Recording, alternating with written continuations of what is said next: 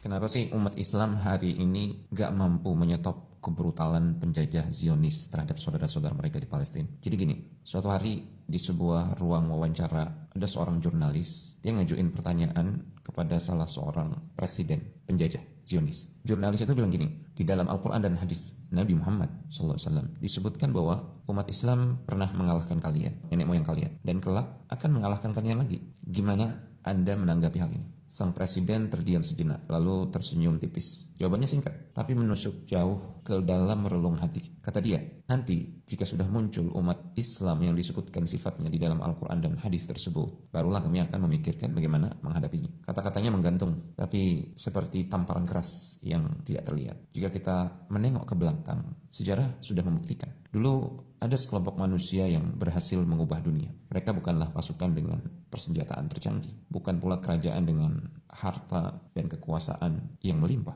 Mereka adalah orang-orang yang hidupnya hanya untuk satu tujuan, mengabdi kepada Allah Tabaraka wa Ta'ala, mengikuti Al-Quran dan As-Sunnah dengan kesungguhan. Mereka adalah para sahabat Rasulullah SAW. Mereka yang dulu membuat gemetar musuh-musuh Allah, bukan karena jumlah mereka yang banyak, tapi karena iman, keikhlasan, dan ketakwaan mereka yang kokoh. Bukan karena strategi mereka atau peralatan militer mereka yang canggih, tapi karena ketakwaan mereka yang tulus. Mereka menang bukan semata dengan pedang, tapi dengan ketundukan hati yang sepenuhnya kepada Allah Subhanahu wa Ta'ala. Lalu kita ini di mana sekarang? Kita punya jumlah yang banyak, sumber daya manusia umat Islam ini melimpah. Tapi kenapa Palestina masih terjajah? Kenapa umat Islam di seluruh dunia seakan hanya bisa nonton, berdebat, atau lebih buruk lagi, acuh tak acuh? Jawabannya mungkin pahit untuk diakui. Kita sudah jauh dari jalan yang ditempuh oleh generasi terbaik umat ini, para sahabat radhiyallahu ta'ala anhum ajma'in. Kita baca Al-Quran, tapi jarang menghayati maknanya. Bahkan kita nggak paham apa yang kita baca. Kita ngaku cinta Rasulullah SAW, tapi enggan meneladani beliau secara utuh. Kita bersemangat